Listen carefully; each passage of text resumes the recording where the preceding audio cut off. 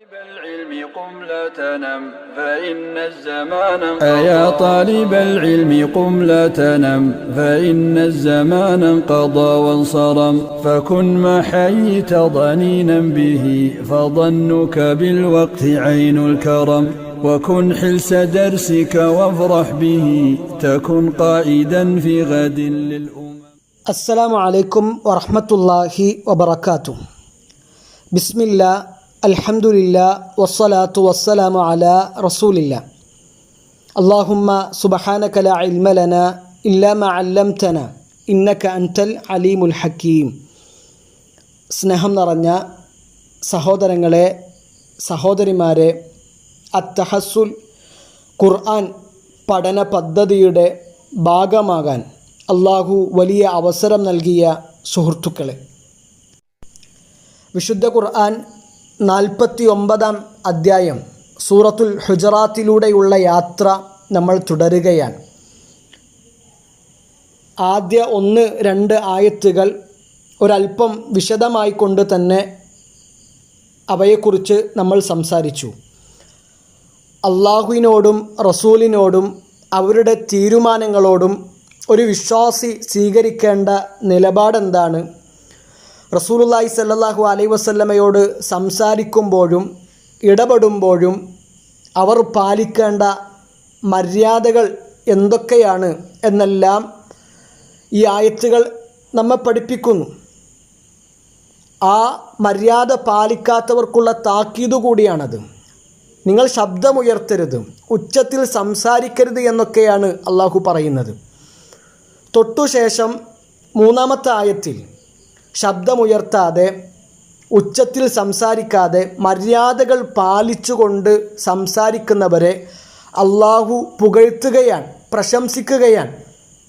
അള്ളാഹു പറയുന്നു, ഇന്നല്ലദീന യഗുദ്ദൂന അസ്വാതഹും ഇൻദ റസൂലില്ലാഹ്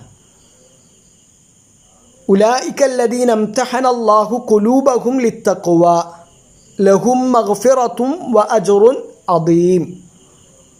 ഇന്നല്ലദീന, ഒരു കൂട്ടം ആളുകളുണ്ട്, യഗുദ്ദൂൻ, അവർ താഴ്ത്തുന്നവരാണ്. ഗല്ല യഗുദ്ദു എന്ന് പറഞ്ഞാൽ താഴ്ത്തുക എന്നാണ് അർത്ഥം. അങ്ങാടിയിൽ ഇരിക്കുമ്പോഴുള്ള മര്യാദ പഠിപ്പിച്ചപ്പോൾ റസൂലുള്ളാഹി സ്വല്ലല്ലാഹു അലൈഹി വസല്ലം ഒന്നാമത് എണ്ണിയത് ഗദ്ദുൽ ബസർ, കണ്ണിനെ താഴ്ത്തുക. ഗദ്ദ യഗുദ്ദു, താഴ്ത്തുക. യഗുദ്ദൂൻ, അവർ താഴ്ത്തുന്നവരാണ്. അസ്വാതഹും, അവരുടെ ശബ്ദങ്ങളെ. കഴിഞ്ഞ ആയത്തിൽ നമ്മൾ പറഞ്ഞിരുന്നു, സൗത്ത്, ശബ്ദം എന്നതിൻ്റെ ബഹുവചനമാണ് അസ്വാത്ത്. ഇൻദ റസൂലില്ലാ, റസൂലുള്ളാഹി സ്വല്ലല്ലാഹു അലൈഹി വസല്ലമയുടെ അരികിൽ. ഇൻദൽ ബൈത്ത്, വീടിനരികിൽ. ഇൻദൽ ഖബർ, ഖബറിനരികിൽ. ഇൻദ അഹ്മദ്, അഹ്മദിനരികിൽ. ഇങ്ങനെയാണ് അർത്ഥം വരിക. അപ്പോൾ റസൂലുള്ളാഹി സ്വല്ലല്ലാഹു അലൈഹി വസല്ലമയുടെ അരികിൽ ശബ്ദം താഴ്ത്തുന്നവരാണവർ. ഉലൈകല്ലദീന, അക്കൂട്ടർ തന്നെയാണ് ഇംതഹനല്ലാഹു, അള്ളാഹു പരീക്ഷിച്ചിരിക്കുന്നു. ഇംതഹന യംതഹിനു എന്ന് പറഞ്ഞാൽ പരീക്ഷിക്കുക. ഇപ്പോൾ അറബിയിൽ എക്സാമിന് പറയുക ഇംതിഹാൻ എന്നാണ്, പരീക്ഷ. അള്ളാഹു പരീക്ഷിച്ചിരിക്കുന്നു. കുലൂബഹും, അവരുടെ ഹൃദയങ്ങളെ, ലിത്തഖ്വ, തഖ്വക്ക് വേണ്ടി. ലഹും മഗ്ഫിറത്തുൻ വ അജ്റുൻ അദീം, അവർക്ക് പാപമോചനമുണ്ട്, മഹത്തായ ഉന്നതമായ പ്രതിഫലവുമുണ്ട്. റസൂലുള്ളാഹി സ്വല്ലല്ലാഹു അലൈഹി വസല്ലമയോട് പാലിക്കേണ്ട മര്യാദകൾ പാലിച്ചവർക്ക് അള്ളാഹു നൽകിയ പ്രശംസയാണിത്. അള്ളാഹു നമ്മുടെ ഹൃദയങ്ങളെ പരീക്ഷിക്കും. ഇമാം സഅദി റഹിമഹുല്ലാ അദ്ദേഹത്തിൻ്റെ തഫ്സീറിൽ പറയുന്നുണ്ട്, ഒരു നന്മ കൽപ്പിച്ചുകൊണ്ട് ഒരു തിന്മ വിരോധിച്ചുകൊണ്ട് പരീക്ഷണങ്ങൾ നൽകിക്കൊണ്ട് നമ്മുടെ ഹൃദയത്തെ അള്ളാഹു പരീക്ഷിക്കുമെന്നതിന് ഈ ആയത്ത് തെളിവാണ്. ഹൃദയം തഖ്വയുടെ ഉറവിടമാണ്. ഹൃദയത്തിൻ്റെ തഖ്വയാണ് ഏറ്റവും പ്രധാനം. റസൂലുള്ളാഹി സ്വല്ലല്ലാഹു അലൈഹി വസല്ലമയുടെ അരികിൽ ഒരാൾ വന്നപ്പോൾ റസൂലുള്ളാഹി പറഞ്ഞല്ലോ, അത്തഖ്വ ഹാവുന, തഖ്വ ഇവിടെയാണ്. ഹൃദയത്തിലേക്ക് ചൂണ്ടിക്കൊണ്ട് 3 തവണ പറഞ്ഞു എന്നാണ്. ആ ഹൃദയം നന്നാവലാണ് ഏറ്റവും പ്രധാനം. നമ്മുടെ അവയവങ്ങൾ കൊണ്ട് തഖ്വയുടെ ബാഹ്യമായ കർമ്മങ്ങൾ നമുക്ക് ചെയ്യാൻ കഴിയും. ഇപ്പോൾ നിസ്കരിക്കുക, ഖുർആൻ ഓതുക, പക്ഷേ ചിലപ്പോൾ ഹൃദയത്തിൽ തഖ്വ ഉണ്ടാവില്ല. മുനാഫിക്കുകൾ നിസ്കരിക്കുന്നുണ്ട്, അവരുടെ ഹൃദയം നന്നായിട്ടില്ല. അപ്പോൾ ഹൃദയത്തിൻ്റെ തഖ്വയാണ് ഏറ്റവും പ്രധാനം. വേറെ ചില ആളുകളുണ്ട്, സകല തിന്മകളും ചെയ്യും, തോന്നിവാസികളായിക്കൊണ്ട് ജീവിക്കും. അവർ പറയുക തഖ്വ എവിടെയാണെന്നാണ്. സിഗരറ്റ് വലിക്കുന്നുണ്ടാകും, നെരിയാണിക്ക് താഴെ വസ്ത്രം ഉടുത്തിട്ടുണ്ടാകും, താടി ക്ലീൻ ഷേവ് ചെയ്തിട്ടുണ്ടാകും, സിനിമ കാണുന്നുണ്ടാകും. ഇത് തെറ്റാണ്, ഹറാമാണ്, ചെയ്യാൻ പാടില്ല, വിലക്കപ്പെട്ട കാര്യമാണെന്ന് പറഞ്ഞാൽ അവർ പറയും അതൊന്നുമല്ല, തഖ്വ ഹൃദയത്തിലാണ്, ഹൃദയം നന്നായാൽ മതി എന്നാണ്. അത് ശരിയല്ല. ഇബ്നു ഉസൈമീൻ റഹിമഹുല്ലാഹു തആല പറയുന്നുണ്ട്, ഒരാളുടെ ഹൃദയം നന്നായാൽ, അദ്ദേഹത്തിൻ്റെ തഫ്സീറിൽ പറയാണ്, ഒരാളുടെ ഹൃദയം നന്നായാൽ അയാളുടെ ബാഹ്യമായ ഇടപെടലുകളും പ്രവർത്തനങ്ങളും രൂപവും കോലവും എല്ലാം മാറും. കാരണം റസൂലുള്ളാഹി സ്വല്ലല്ലാഹു അലൈഹി വസല്ലം പറഞ്ഞിട്ടുണ്ട്, മനുഷ്യ ശരീരത്തിൽ ഒരു മാംസമുണ്ട്, ഇദാ സ്വലഹത് സ്വലഹൽ ജസദു കുല്ലു, അത് നന്നായാൽ അവൻ്റെ ശരീരം മുഴുവൻ നന്നായി. വഇദാ ഫസദത് ഫസദൽ ജസദു കുല്ലു, അതെങ്ങാനും മോശമായാൽ, വൃത്തിഹീനമായാൽ അവൻ്റെ ശരീരം മുഴുവൻ മോശമായി എന്നാണ്. അത് ഹൃദയമാണ്. അലാ വഹിയൽ ഖൽബ്, അത് ഹൃദയമാണ്. അതുകൊണ്ട് ആ ഹൃദയത്തെ നന്നാക്കുക. നമ്മൾ അള്ളാഹു പരീക്ഷിച്ചുകൊണ്ടിരിക്കുക, ആ പരീക്ഷണങ്ങൾ വിജയിക്കുക.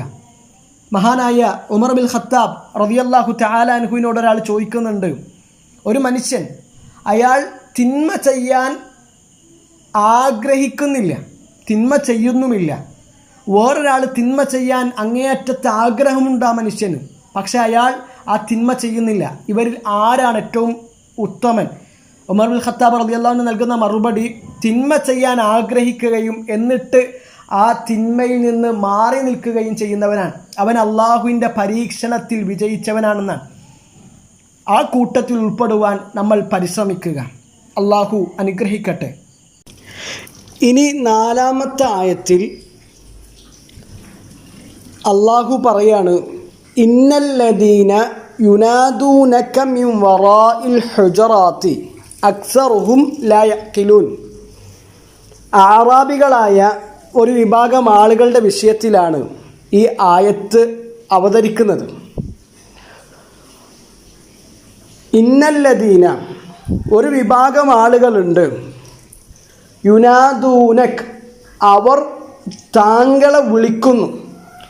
നാദ യുനാദി എന്ന് പറഞ്ഞാൽ വിളിക്കുക എന്നാണ് അർത്ഥം. യുനാദൂന, അവർ വിളിക്കുന്നു, ക താങ്കളെ, മിൻ വറാ, പിറകിൽ നിന്ന്. വറാ എന്ന് പറഞ്ഞാൽ പിറക്. മിൻ അമാം, മുന്നിൽ നിന്ന്. മിൻ യമീൻ, വലതുഭാഗത്തു നിന്ന്. മിൻ ഷിമാൽ, ഇടത് ഭാഗത്തു നിന്ന്. ഇവിടെ പറയുന്നത് മിൻ വറാഇൽ ഹുജറാത്തി, അറകൾക്ക് പിന്നിൽ നിന്നുകൊണ്ട് താങ്കളെ വിളിക്കുന്ന ഒരു വിഭാഗം ആളുകളുണ്ട്. അറ എന്ന് പറഞ്ഞാൽ ഇവിടെ ഉദ്ദേശിക്കുന്നത് റസൂലുള്ളാഹി സ്വല്ലല്ലാഹു അലൈഹി വസല്ലമയും അദ്ദേഹത്തിൻ്റെ പത്നിമാരും മദീന പള്ളിയുടെ പരിസരങ്ങളിൽ താമസിച്ചിരുന്ന മുറികളാണ്. ഇന്ന് ആ അറകൾ അവിടെ ഇല്ല. അമവി ഭരണാധികാരി അബ്ദുൽ മലിക് ബിൻ മർവാൻ അദ്ദേഹത്തിൻ്റെ ഭരണ കാലഘട്ടത്തിൽ ആ അറകൾ പൊളിച്ചു നീക്കുകയാണ് ചെയ്തത്. സഈദ് ബിൻ മുസയ്യബ് റഹിമഹുല്ലാഹു തആല പറയുന്നുണ്ട്, ആ അറകൾ ഇന്നും അവിടെ ഉണ്ടായിരുന്നുവെങ്കിൽ മദീനയിലുള്ളവർക്കും പുറത്തുനിന്ന് വരുന്ന വിദേശികൾക്കും റസൂലുള്ളാഹി സ്വല്ലല്ലാഹു അലൈഹി വസല്ലമയുടെ ലാളിത്യവും ഐഹിക ജീവിതത്തോടുള്ള വിരക്തിയുമെല്ലാം ബോധ്യപ്പെടുവാൻ അത് ധാരാളമായിരുന്നു എന്നാണ്. എന്നിട്ട് അള്ളാഹു പറയാണ്, വ അക്സറുഹും ലാ യഅഖിലൂൻ, അവരിൽ അധിക പേരും ചിന്തിക്കുന്നില്ല, കാര്യങ്ങൾ മനസ്സിലാക്കുന്നില്ല. കാരണം റസൂലുള്ളാഹി സ്വല്ലല്ലാഹു അലൈഹി വസല്ലമ അനിവാര്യമായ കാര്യങ്ങൾക്ക് വേണ്ടിയാണ്, ഏറ്റവും പ്രധാനപ്പെട്ട കാര്യങ്ങൾക്ക് വേണ്ടിയാണ് ജനങ്ങളിൽ നിന്ന് മാറി നിൽക്കുക.